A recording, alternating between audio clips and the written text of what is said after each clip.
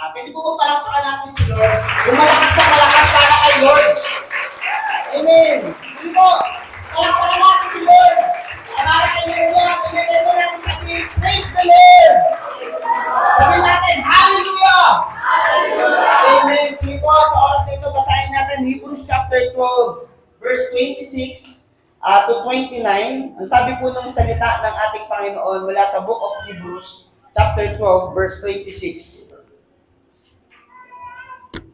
Sabi dito, yumanig noon ang lupa. Basahin po natin, 1, 2, 3, sabay-sabay, go. Yumanig noon ang lupa nang magsalita ang Diyos. At ngayon ay nangako siya, minsan ko pang yayaligin ang mundo, pati na rin ang langit. Verse 27, ang katagang minsan pa ay nagpapahiwatig na aalisin ng Diyos ang lahat ng nilikha niya na nayayanig, para manatili ang mga bagay na hindi nayayanig. Verse 28, kaya magpasalamat tayo sa Diyos.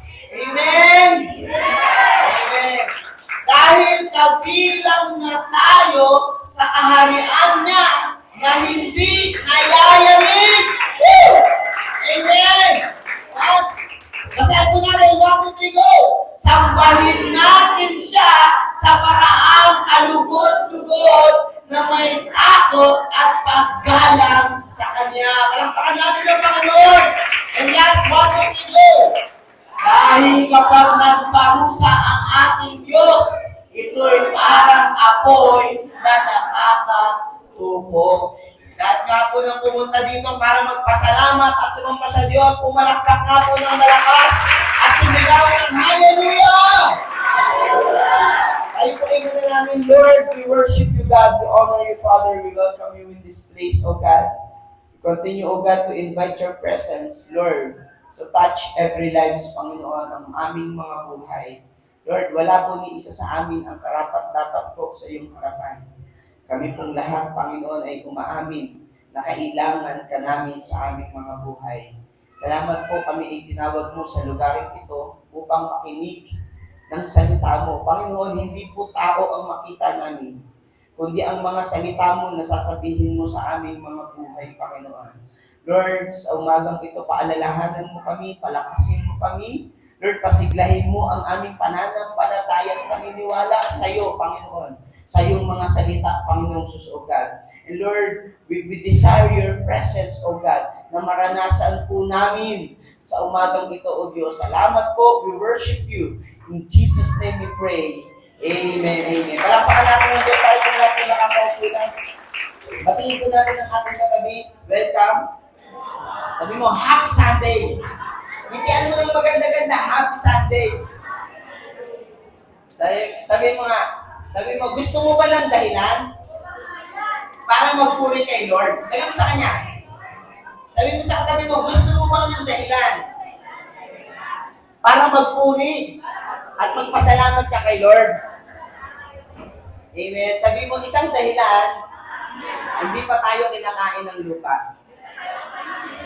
Hello, may nandiyan ba tayo? Nakakalungkot po ang ating mga nababalitaan, mga kapatid, sa ating mga telebisyon. Nakakalungkot po yung ating mga nababalitaan sa Facebook. Nandiyan po ba tayo? At dahil marami pong sakuna ang nangyayari sa daigdig. Amen? Pero salamat, meron tayong Diyos na nag-iingat sa atin. Nandiyan po ba tayo? At bago po ako magsimula sa pag-share po ng word ng ating Panginoon, kinakamusta po tayo ng ating daddy at mommy. Lagi tayo nilang inaalala. Amen. Sila yung kasama natin. Nandito sila. Yung kanilang espiritu. Amen. Their presence is always with us. Hello. Amen. Salamat sa Diyos sa privilege po na ito. Sino po dito excited makinig ng salita ng Diyos? Pipilitin ko pong maging mabilis ito, mga kapatid. Mga 20 minutes lang. Pero pag nakakita po ako ng hindi nakikinig, gagawin ko pong 20 minutes and 3 hours. Sino dito gustong malipasan ng gutom? Sige po, lahat ng gustong matapos na ito, palakpakan natin ng Panginoon. Gusto nyo na matapos ito. Bakit tayo makikinig? Huwag na kaya natin ituloy ito. Amen. Church, listen to this. While the world shakes, God called us to be a people of unshakable kingdom. That is the reason kung bakit ka lang dito. Mga kapatid, hindi aksidente. Hello? May mukhang na aksidente. Joke lang po. Pero hindi aksidente na tayo ay naririto. Because God is calling you out in this world that is shaken to become the people of unshakable kingdom. Tinatawagan ka talaga ng Diyos na maging kabilang sa isang kaharian na hindi nayayanig. Kaliwat kanan po ang pagyanig. Hello? And we need to be fueled by a fire. Hello? The fire of His presence that cannot be quenched by fear or circumstances. May papakita po ako sa inyo, I believe, ano nila yan, nailagay nila yan, nailagay nyo. Tama, nailagay nyo. May papakita po ako sa inyo isang, at ang ating pong pag-uusapan, sige po, bago po natin pag-usapan ito, ang ating pong pag-uusapan ay papamagatan po natin, pakibasa po, 1, 2, 3, go! Unshaken fire, burning for God in shaking times. Hello? Sabi mo nga, unshaken fire. Burning for God in shaking times. Kailangan yung pag-apoy natin sa Diyos ay hindi masishake. Hindi mawawala. Diba? Contrary yun eh. Diba yung fire tsaka yung shake? Kasi yung shake malamig. Andiyan ba tayo? Walang nakagets na joke ko. Hindi dapat mawawala, hindi mawawala ng fear or circumstances yung apoy natin kay Lord. Lord, burning for God in shaking times. Itong mga panahon na ito, sa totoo lang kapag nanonood ka ng balita, alam niyo po nakita ko, 20 million worth ng bahay. Pinagpagura ng ilang taon, durog. Sasakyan, bagong-bago, durog. Hello, gano'ng kasakit? At nakakakaba. Kasi hindi natin alam eh. Grabe na po yung nangyayari. Hayaan niyo po, pakita po namin dito, itong mga nangyayari, itong mga nakaraang buwan po, from month of September to October, mabilis lamang po tayo. Sige po.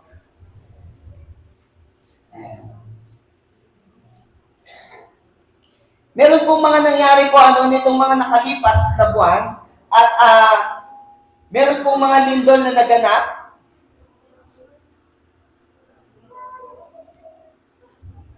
Yan na ba? Ayan, September 12, Surigao del Sur. Meron pong naganap na magnitude 6.2. Epekto, bitak sa kalsada at ilang bahay sa Tandag City. Ayan, grabe po, nadurog talaga. Ano pa po nangyari? Sige po next. September 16, 2025, Davao de Oro, magnitude 5.8. Nasirang pader at ilang sugatan. May mga nasugatan po. Grabe po, September 25, Cotabato area, 5 point. Epekto, bahagyang pinsala sa bahay at aftershock. Nakita nyo, lumuho talaga.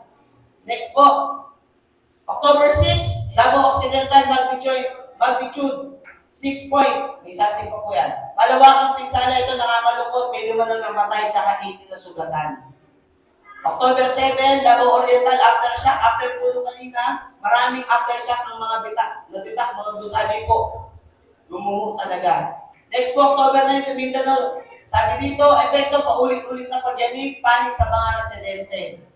Next po, meron pa ba? Ayan. Nag-ground, sige po, next slide. Ang maliwanag po na tinuturo sa atin dito, mga kapatid, merong mga sakunang dumadating, hello, na nangyayari na, at ito po ay wake-up call sa atin, hello, ng Diyos. Sabi mo nga, tinatawagan tayo ng Panginoon.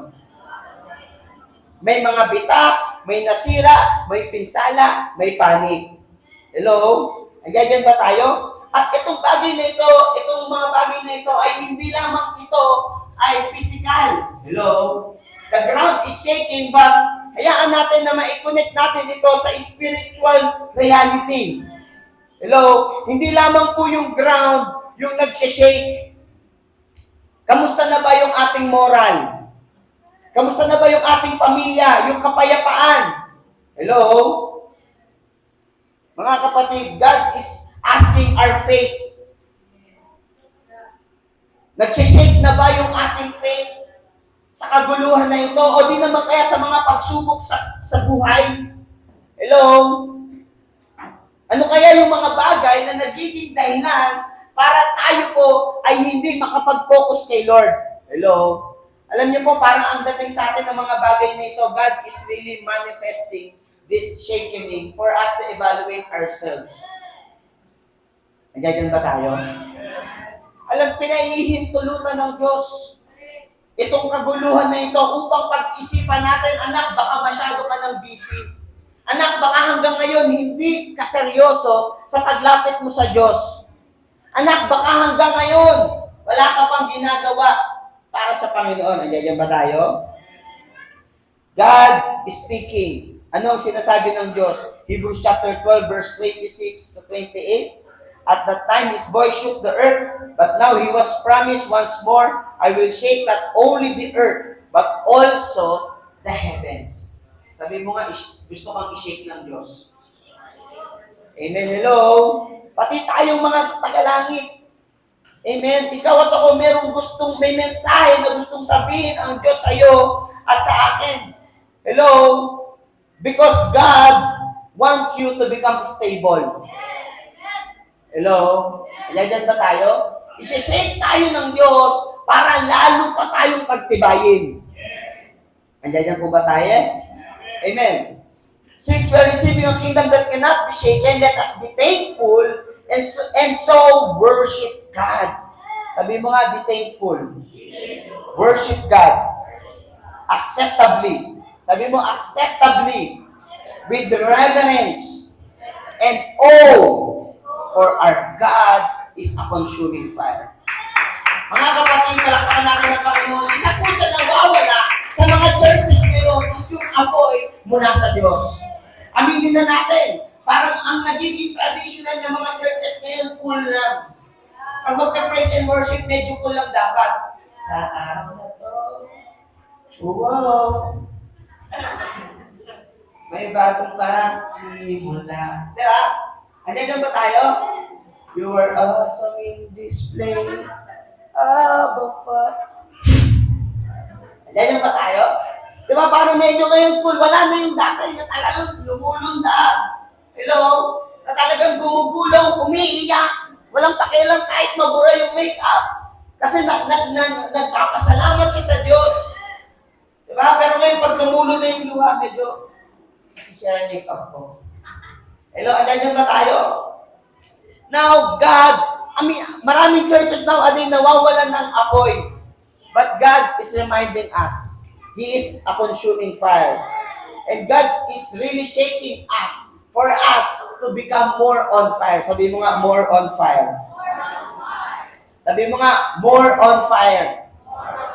Hindi pwedeng, alam niyo po ang karakteristik ng apoy. Ang apoy, pag may nadikitan, ano mangyayari? Ha? Lilia, mag-aapoy yung nadikitan. Kapag nag-aapoy ka kay Lord, pag may nakasama ka, may nakausap ka, mag-aapoy din siya kay Lord. Maahawaan din siya. Hello? Diyan ba tayo? Baka naman magkakasama na tayong mga manggagawa. Imbis na mag-apoy, lalo tayong nangihina. Hello? You know, church, merong ginagawa ang demonyo at pinapatay niya ang apoy. But God is calling us out to be on fire. Sabi mo nga, on fire. Be on fire. Magturo ka ng babae dito, sabi mo, the girl is on fire. Hello? Magturo ka ng lalaki, sabi mo, that man is on fire. Hello? Kailangan natin mag-apoy sa Diyos. Kasi kapatid, kung hindi tayo mag-aapoy sa Diyos in these last days, kakainin ka ng lupa. Yun ang katotohanan. Hindi physically. Hello? Spiritually, kakainin tayo ng mundo. Hello? Magugulat ka, wala ka ng gana sa Diyos. Wala na tayong gana sa salita niya. Magugulat tayo, wala na tayong interest. Wala na tayong pakialam sa kaligtasan na ibibigay ng Diyos sa atin. You know how great is our God that He died on the cross Sabi ko nga sa mga workers kahapon, alam niyo, ganun katindi yung ginawa ni Jesus Christ sa atin. Nag-abala pa siyang ipakita ang pagmamahal niya. Pwede niya naman pwede na siyang huwag tumatay. Pwede niya nang, simple na lang yung kamatayan niya. Pero yung para mabayubay, mabugbog, magbuhat ng cross, just to show how much He loved us. Mga kapatid, iba yun. Sabihin mo sa katabi mo, pwede ba? Kung nag-effort si Lord para ipakita ang pagmamahal niya sa'yo, mag-effort ka rin para sa Kanya. Hello! Pwede ba mag-apoy tayo? Grabe, apoy na ako yung palakpak niya. Pwede ba mag-apoy tayo? Ano yung palakpak na nag-apoy kay Lord? May hinaya natin yung mga para natin Lord! Ano natin? Hello! Hello! Mga kapatid, we need to be on fire for the Lord. Kailangan hindi natin kinakaya si Lord. Number 2, the shaking is a wake-up call to stoke the fire. Sabihin mo nga, the shaking is a wake-up call to stoke the fire. Point number 1, recognize the call. Sabihin mo, recognize the call. Tinatawag tayo ng Diyos. Hello? Church, tinatawag CTCF, GTG Church, may panawagan sa atin ng Diyos na mag-apoy tayo at sa ating pag-aapoy, maipahayag na ahawa tayo. Makadala tayo, hello? Malapit nang dumating ang Diyos. Hindi natin alam kung kailan guguho ang mundong ito. Hello? Ang prayer ko nga kay Lord, huwag na umabot ng November 2. Biro lang. Dumating na siya. Hulugan ko kasi yun November 2. Hello? Joke lang, biro lang. Nandiyan ba tayo? Pero nakakalungkot, hindi pwede. Kasi may mga tao pa rin tayong pinapanalangin ngayon. Ayaw sila nating maiwan sa rapture. Ayaw natin silang mapahamak. Hello, that's why sabi mo sa katabi mo, recognize the call. The purpose of the shake, God often uses shaking to get our attention. Hello? Andiyan ba tayo? Pag may isang tutulog, ano muna mong gagawin? Tatawagin mo, call muna, call. Diba? Pag hindi pa siya nag-respond sa calling, sa words, sa pagtawag, anong sunod mong gagawin? I-shake mo siya. Diba? Shake. Gising! Hello? And the purpose of God is, sa shaking, is to get our attention. Baka masyado ka nang namamangha sa mundo. Baka masyado na tayong namamangha sa mga tanawin. Hello? Baka masyado na tayong namamangha, nababaliw sa mga K-drama. Masyado na tayo nababaliw kung saan-saan. Hello? Sa ating mga pangarap at nakakalimutan natin na darating ang panahon na harap tayo sa Diyos. Na walang mayaman, mahirap, makapangyarihan, matalino, pogi, maganda, artista, may impluwensya. Sa harapan ng Diyos, huhusgahan tayo. At isa lang, ang paraan para ikaw at ako ay makapasa. Walang iba, dapat may Jesus ka. Hello? God uses shaking to get our attention. Number 2, sa point po na yon, sa point number 1, to reveal what is unsteady. Ayan na. Sabi mo, ayan na. Ayan na. Alam niyo po kung bakit parang minsan may mga problema, shaking ang tawag dyan Kung ba't may mga pagsubok, parang ma-reveal kung saan ka pa unsteady. Hello? Hello?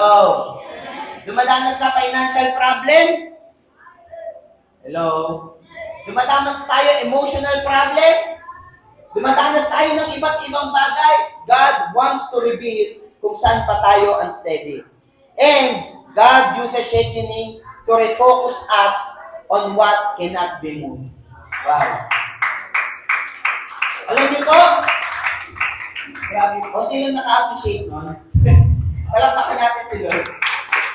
God refocus us on what cannot be moved. Yung pinagkaburan ng 20 years, yung pinagkaburan ng maraming taong pagtatrabaho, yung napagawang magandang bahay, yung nabiling magandang sasakyan, sa isang iglap lang, nawala rin lahat. Pwede kang magpagod at mag-invest sa mga bagay sa mundong ito, my brother and sister. Mga kabataan, libre lang mangarap. Ay, hindi, sa pala. Sa isang pangarap. Hello?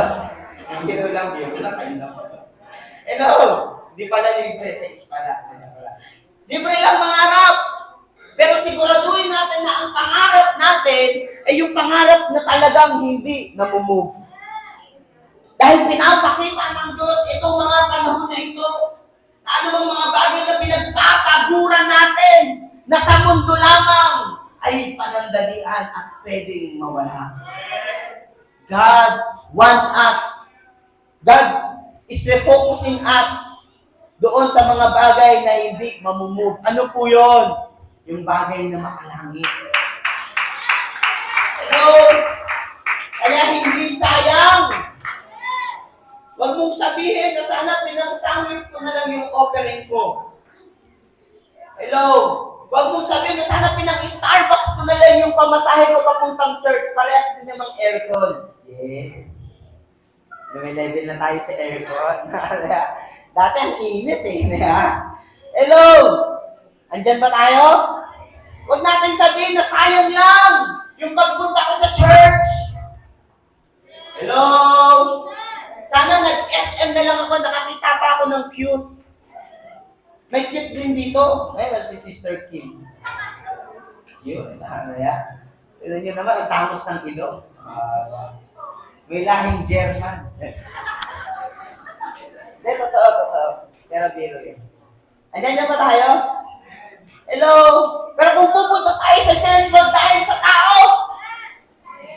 Dapat dahil kay Lord. Hello? Minsan kasi, di ba, dito na tayo sa church, pero hindi pa rin si Lord ang intention natin. Dami kong kilalang kabataan na ganyan. Nung nagka-girlfriend, nagka-boyfriend, di mo na nakita sa church. Ayan ba tayo? God wants to refocus us on what cannot be moved. Pwede ba yon? Di ba? Kasi sayang lang din Alam niyo po, nakikiramay tayo sa mga tao ngayon na nasaktan, na wala ng malungkot tayo, maniwala kayo. But God has a message on it.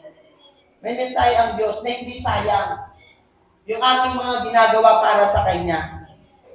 Palakpakan natin si Lord. Now, sino po sa Bible yung hindi talaga na-shake? Sa Daniel chapter 3, hindi na po natin dito babasahin. Dito po ang kwento nung tatlo, ni Shadrach, ni Meshach, at ni Abednego. Their world was shaken by a king's decree in a fiery furnace.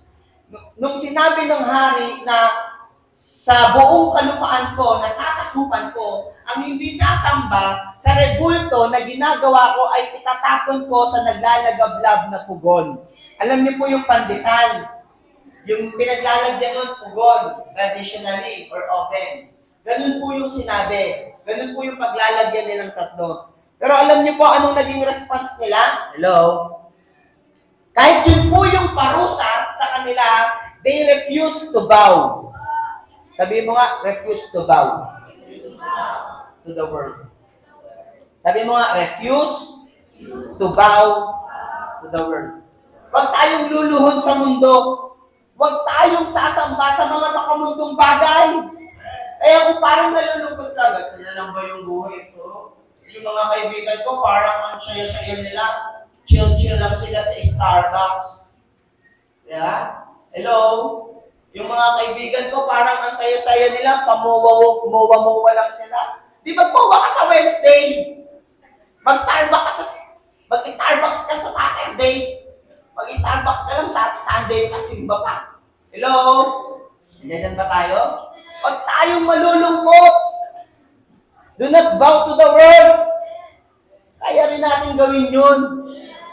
Diba? Kaya mo rin magtagaytay. Hello?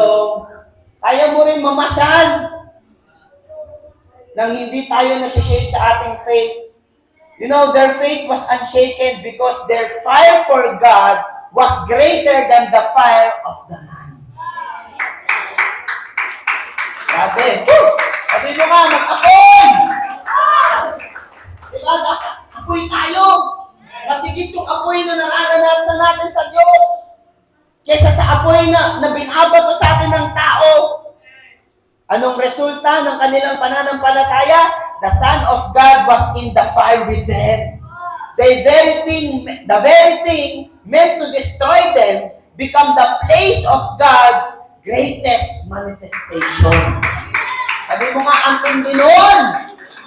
Yung mga sitwasyon na akala mong dudurog sa'yo, yung mga sitwasyon na akala mo lulusaw sa'yo, kapag mas pinaibtig mo ang apoy mo sa Diyos, yan yung lugar, yan yung pagkakataon, yung sitwasyon na mas mahayag ang kabutihan at himala ng Diyos sa buhay mo. Hello, sa lahat ng naniniwala sa kapangyarihan ng Diyos sa pinawalan, amen. Hello, kung akala natin wala ng pag-asa, wala ng pagbabago, no, meron. Kaya pa tayong baguhin ng Diyos. Kaya pa tayong hanguin ng Diyos sa kasalanan. Kaya pa tayong alisin ng Diyos sa mga sakit, karamdaman, kahirapan. Hello? Kaya kang alisin ng Diyos sa kalungkutan. Kaya tayong pagilingin ng Diyos ang ating pusong sugatan. Hello? Kaya tayong baguhin ng Panginoon. Hello? Because the fire of God is greater than the fire of man. Palakpakan natin ang Panginoon.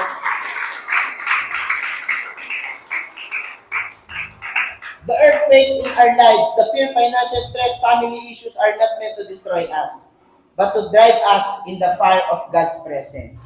He is in the midst of the shaking. Mga kapatid, sa oras na sinishake tayo, sabi nga po, word crisis is, Christ is. Hello? Where crisis is, Christ is. Hello? Kung nasaan ang krisis, nandun si Kristo. There's no word impossible. Because the word impossible says, I'm possible. Walang imposible sa Diyos. Lapakan natin si Lord. Number 3. How to keep the fire burning in the midst of shake. Amen. Kailangan nating mag-apoy, yung apoy na mula sa Diyos. Kung wala tayong apoy mula sa Panginoon, mas ginaganahan pa tayong di ba? Mas ginaganahan pa tayong kumanta ng ng ibang mga bagay, ha? Nandito ako, umiibig sa'yo. Hello? Kesa kumanta ng ng mga worship song natin, di ba? Kay buti-buti mo, Panginoon. Di ba? Hello? Ganda naman Ayaw nyo ba? Kesa kumanta tayo ng ano yung mga kanta? Ha? So, I'm crazy for you. Yeah. Ha? Panood ko. Diba? Andiyan ba tayo? Mga kapatid, kesa kumanta tayo, hello?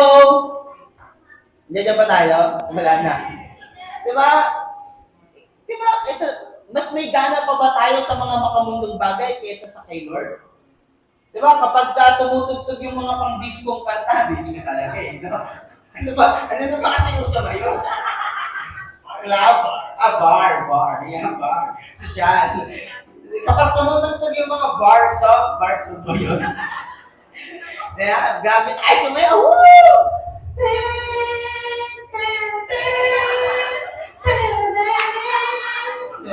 Talagang kanina, sa araw na to, may bagong simula. Ano ba yun? Hello? Hindi man lang tayo makapalakpak kay Lord, makapagpasalamat, hindi ka nasama doon sa bulupang lupa. Hello? Hindi man lang, di ba? Humihinga pa tayo, kahit medyo... Hello? Andiyan pa tayo? Hello? Mga kapatid, we need to keep the fire burning in the midst of shade. Point 2, cultivate the fire. Sabi mga cultivate. Amen. Pag sinabing cultivate, ano po yun? Kailangan paigtingin. A fire needs fuel. Sabihin mo nga, a fire needs fuel, oxygen, and a source to keep burning. Our spiritual fire is the same. Kailangan din po natin yung tatlong bagay na yan. Letter A, fuel. Ano po yung fuel natin? Sabi mo nga, Word of God. Jeremiah 23 verse 29, "Is not my word like fire, declares the Lord." So, just as wood fuels a natural fire, consistently feeding on God's word, fuel our passion for Him. It's our source of truth when everything else is unstable. Alam niyo po kung bakit tayo unstable kay Lord? Kasi hindi ka nakikinig ng maayos ng word of God. Kasi hindi tayo nakikinig. Hello? Di ba? Yung mga sinasabi ng Korean idol natin, ng mga Korean idol soda pop natin. Di ba? Talagang tandang-tanda natin. Word by word. Di ba? Pero pagdating sa Word of God, ano yung topic ni Pastor Nico nung Sunday? Grabe, ang ganda. Ang ganda ng joke ni Pastor. Hello? Tandang-tanda natin yung joke. Di ba? Pero yung mga Word of God, wala tayong natutunan. Kaya namamatay yung apoy. Sabi ng Diyos, His Word is like a fire. Amen? Kailangan po natin kailangan natin pakainin ang sarili natin ng salita ng Diyos. Sabi mga, wag puro, pocketbook. Ay, pocketbook ba yun? Ha? Wattpad. Sabi mo, wag puro Wattpad. Hello, wag tayo puro Wattpad, wag tayo puro manga. Yan. Medyo. Wag tayo puro manga, ha? Diba? Hello? Wag puro secret files yung binabasa natin. Secret files sa Facebook. Yeah. Hello? Yan po ba tayo? Magbasa rin tayo ng salita ni Lord. It's our source of truth when everything else is unstable. Amen. Alam niyo po, sa dami ng makikita natin online, sa dami ng mababasa natin sa internet, sa madaming balitang maririnig natin sa TV, hindi na natin alam kung alin dyan ang fake news o hindi. Napaka-unstable na po ng information sa internet. Hello? Nandiyan po ba tayo? Isa lamang po ang stable, walang iba ang salita ng Diyos. This is the only truth that will stand and remain for eternity. Mawawala lahat ng bagay, pero hindi ang salita ng Diyos. Alakpakan natin ang Panginoon. Amen? Kaya kung saan may salita ng Diyos, dapat nandun ka. Hello? Hello? Kung may salita ng Diyos, dapat nandun tayo. Di ba nang hindi ka cool sa harapan ng mga friend mo? Di ba nang hindi tayo cool sa harapan ng tropa natin, ng mga katrobaho natin, guys? Hello? Ang mahalaga, cool tayo sa harapan ni Lord. Hello? Palakpakan natin ng Panginoon. Letter B, our oxygen. Sabi mo nga, the prayer of surrender. Acts chapter 2, verse 2 to 3. The Holy Spirit came with a sound like a violent wind and tongues of fire. Sabi ng Acts chapter 2, verse 3, meron ba tayo dyan? Alam niyo po, nung bumaba ang banal na Espiritu, it came in a rushing wind. Sabi doon, habang nagtitipon sila, bigla na silang nakarinig ng ugong na mula sa langit na nakatulad ng malakas na hangin at puro ugong na lang ang kanilang naririnig sa bahay na kanilang pinagtitipunan. Verse 3. Sabi na pagkatapos ito, may nakita silang mga lingas ng apoy na parang mga dila na kumalat at lumabo sa bawat isa sa kanila. You know, they are filled with the Holy Spirit. At kung babasahin niyo po yung buong chapter na yan, yung mga napuspos po ng presensya ng Diyos, sila yung mga nagpagaling, nagbahagi ng salita ng Diyos kahit may pagbabanta ng kamatayan. Hello? Sabi mo nga sa katabi mo, you need the fire of the Spirit. You need the Word of God. Alam niyo po, sa mga huling kapanahunan, ang mga Kristiyano, yung uusigin. Sabi mga uusigin. Baka hindi po makarelate yung Gen Z, condemn. Hello? Persecute. Hello? Uusigin ko sa'yo, medyo malalim ng Tagalog. Sa pinakamababaw ng salita, agtitripan. Di ba? Ibabash. Yan. Internet, ha?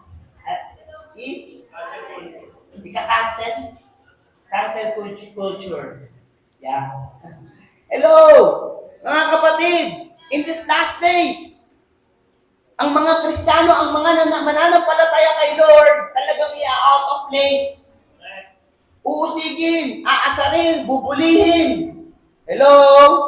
Kung wala tayong apoy ng Espiritu ng Diyos, sabi mo sa katabi mo, madadala ka. Madadala tayo. Kung wala tayong salita ng Diyos, we need the prayer of surrender. Prayer is a breath of our spiritual life. It's not just asking, but abiding. Sabi mo nga, abiding. It's the oxygen that allows the fire of the Holy Spirit to burn brightly within us. Hello! Especially when we feel suffocated by anxiety. Kung titingnan lang natin yung mga kaguluhan sa internet po, di ba? Yung mga nangyayari, ikaw mismo matatakot ka na rin. Paano tayo nakakasigurado na hindi mangyayari dito sa Cavite yun? May taal dito. Tapos babali-balita pa, pupugak-pugak na daw yung taal. Nagre-release na ng puso. Sige nga. What if? What if lang? Diba? Hello? Diba mahilig naman tayo sa what if? O sige. What if? Diba? Parang kakabahan tayo. Matatakot tayo. Pero kapatid, mangyayari lamang yun kung hindi tayo kuspos ng banal na Espiritu Santo. Diba? Kaya kailangan natin yung fire ng Spirit ng Diyos. Hello? Sa pandemic na, nakaligtas tayo eh. Hello? Alapakan natin ang Panginoon. Letter C, the source. Holy Spirit. Sabi mga Holy Spirit. Ang source po ng ating apoy ay ang banal na Espiritu Santo. Sa the Apostle in Acts chapter 2, ito yung sinabi ko, they were in a shaking period after Jesus' ascension. Imagine, their Lord and Savior, our Lord and Savior, iniwan sila. Hello? Wala na silang master, wala na silang sinusundan. Di ba? Wala na silang boss, wala na silang leader. Sila'y nandun sa state na parang anong mangyayari? Ano nang kasunod? Kaya ba natin ito? Pero po anong ginawa ng Diyos? But they are gathered in one place seeking God. Ang result po nun, the Holy Spirit fell like the tongues of fire. Alakpakan natin ang Panginoon. We should desire the Spirit of God. Listen to this, my brothers and sisters. Our own strength will fail. Our passion comes from being filled and refilled with the Holy Spirit.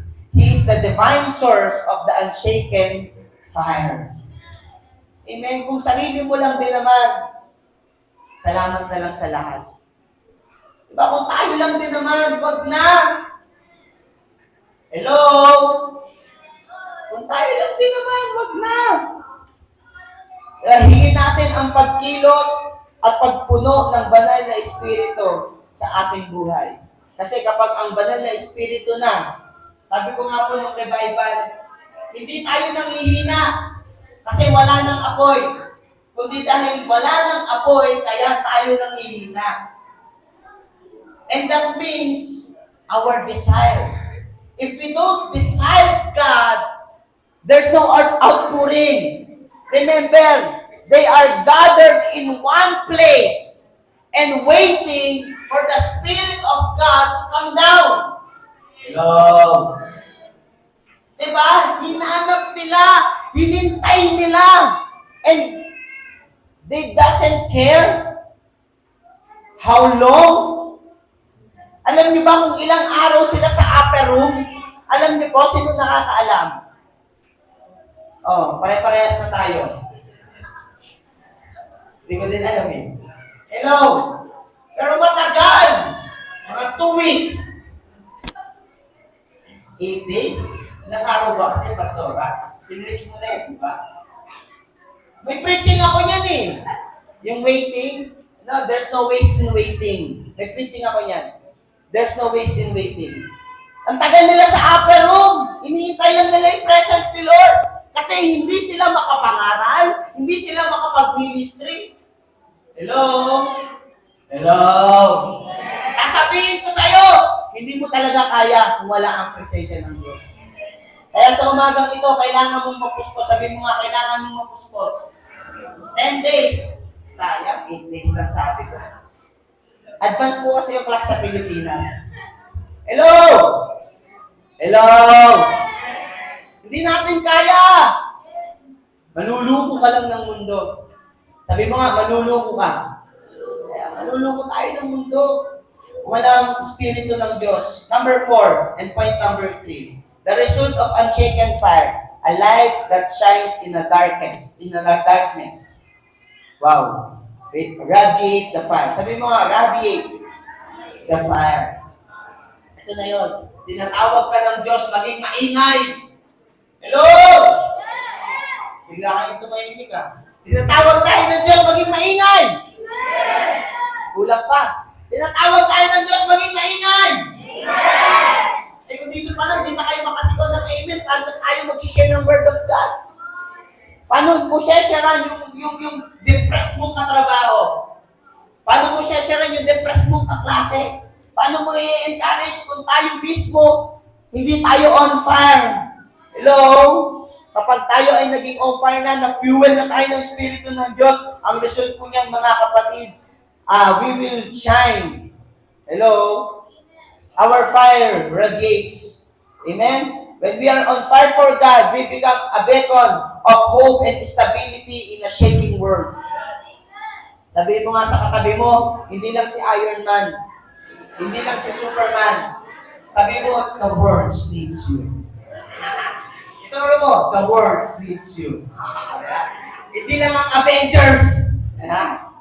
Pero the world needs you. Kailangan ka ng mundo. Kailangan ka ng mga taong hindi pa sigurado pag mamamatay sila kung saan sila pupunta. Kailangan langit. Para saan ba't namatay si Kristo? Kung hindi natin ibabahagi.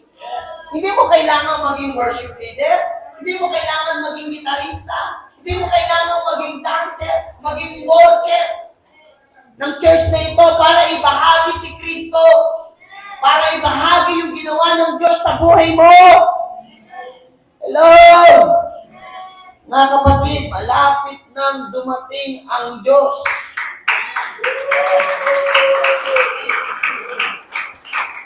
Good news yun. Sa pagpapalik ng Diyos, kukunin niya kasi lahat ng mananampalataya sa Kanya. Tapos na lahat ng paghihirap natin. Wala nang home credit. Ang kulit-kulit.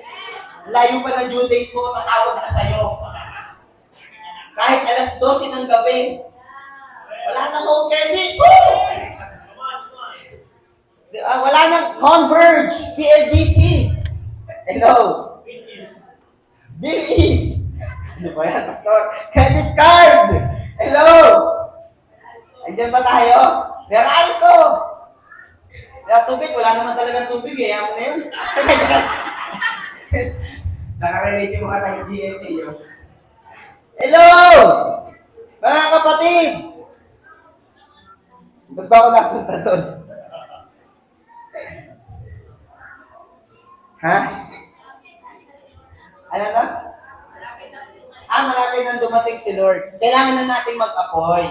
Kailangan natin i-represent si Lord. Yun nga, radiate. Radiate's fire. Radiate the fire. Hello?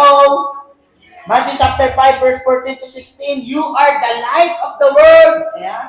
The world needs you. Ayan. Kailangan ka ng mundo. Lupit nun. Malupit. Hello?